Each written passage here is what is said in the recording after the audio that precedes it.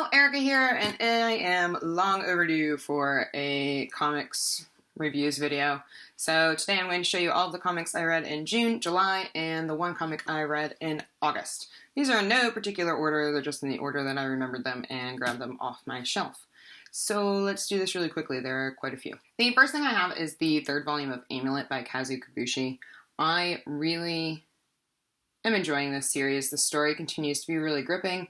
It's going directions that I didn't necessarily expect, but I like it. A lot of new characters are being introduced. The art is simply magnificent.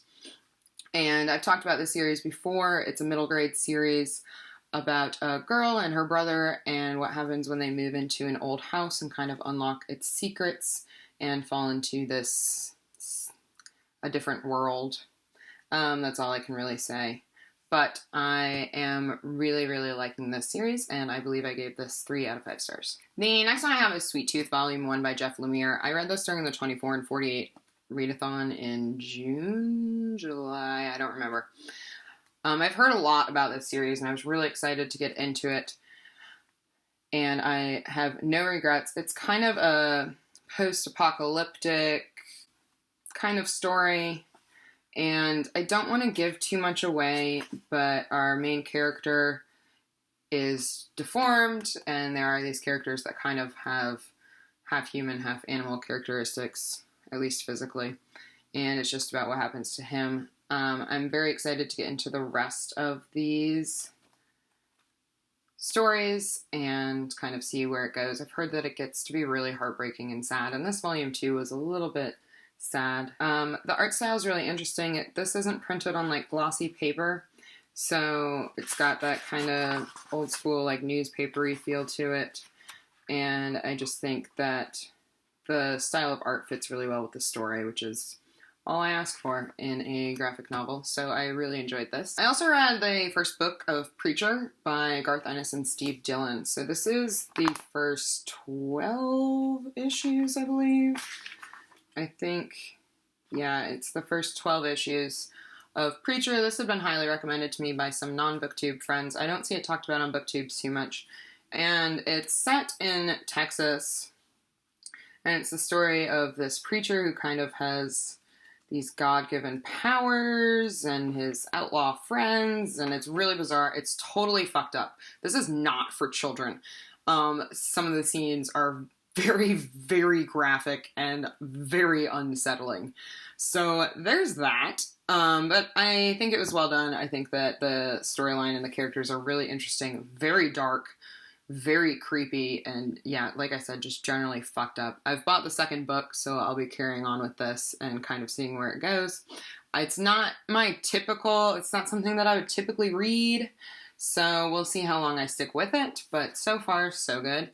And I gave this 3 stars. Next, I read the third and final volume of Alex and Ada. I am so sad that this series is over because it's so fantastic.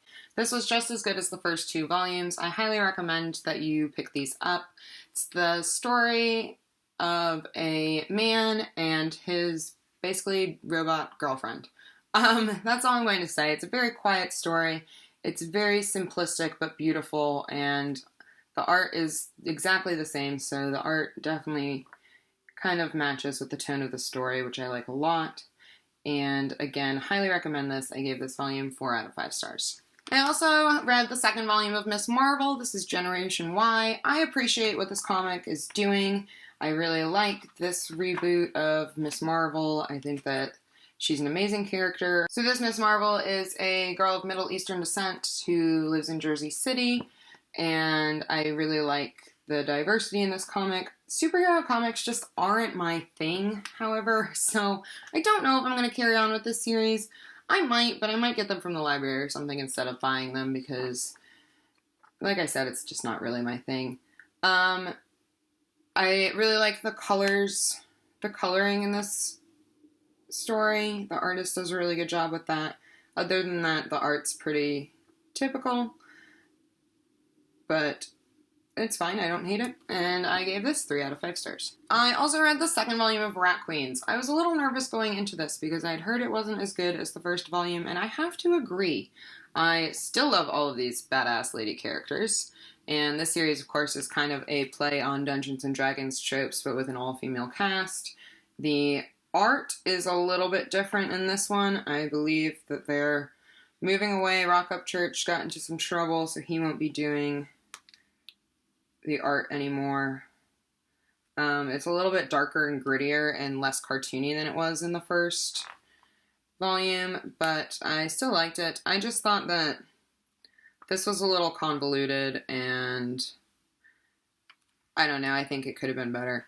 So I gave this 3 stars still, though. I still love the characters. I'm going to carry on with the series and see how it holds up. I also read Shortcomings by Adrian Tamine. This is a standalone graphic novel about a man and his girlfriend and what happens kind of when they have some trouble in their relationship. It's a very quiet, calm story. It's the first thing I've read by Adrian Tamine, and I'm excited to dive into his other work. The art style is very simple. It's all in black and white, and I liked it. I'm not usually one for black and white. I prefer my comics to have some coloring. That's what I really enjoy. But I think that this worked well with the story, and I like the detail in the characters, and the facial expressions were done really well. So I enjoyed this as well. I gave this 3 stars as well. For Japanese June, I read The Pushman and Other Stories by Yoshihiro Tatsumi. I did not enjoy this. Yoshihiro Tatsumi is supposed to be the kind of father of modern Japanese comics. I felt like these stories were very problematic in the way that they depicted females. I wasn't really interested in the stories. And it's, yeah, short stories through graphic novel form, I should say that. And I love short stories, and I love graphic novels. But this just was not my thing. The story's kind of a common theme is post-World War II Japan and the men who are kind of struggling to find their identity afterwards. It's an interesting premise, but again, just really not for me. I didn't really like the art very much. Yeah, it wasn't my thing. So I gave this 2 stars in the end. I also read this one, Summer by Jillian and Mariko Tamaki.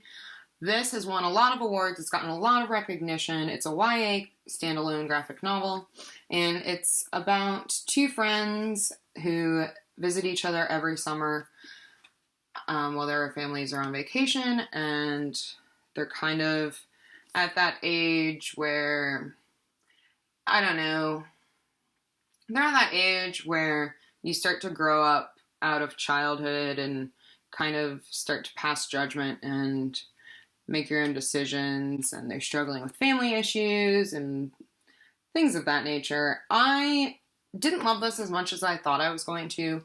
I enjoyed it while I was reading it, but the story didn't really stick with me.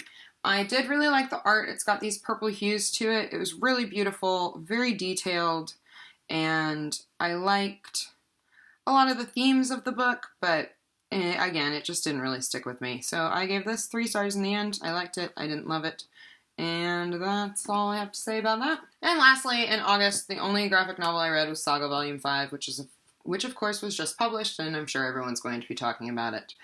I still enjoy this series. I know some people have been having issues as it goes on with some of the themes that are arising, such as domestic violence and drug abuse and things of that nature. That doesn't bother me because I just think that that's very realistic and that's how the world works. The art, I don't think, was quite as good as in the first few volumes. I think it could have been better, but we got to stick around with some of my favorite characters, and I overall enjoyed it. I will definitely be continuing on with this series, and I gave this 4 out of 5 stars. So, those are all the comics I read in June, July, and August. Please tell me what you've been reading, graphic novel and comic-wise. I'd love to hear if you have any recommendations for me. If you've read any of these and want to discuss them, we can do that in the comments, and I will see you all soon. Bye!